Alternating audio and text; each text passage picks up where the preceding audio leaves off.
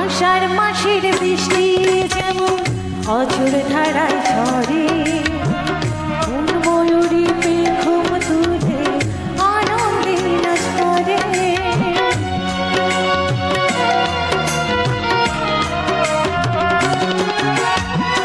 আষাঢ় মাসের বৃষ্টি যেমন অঝোর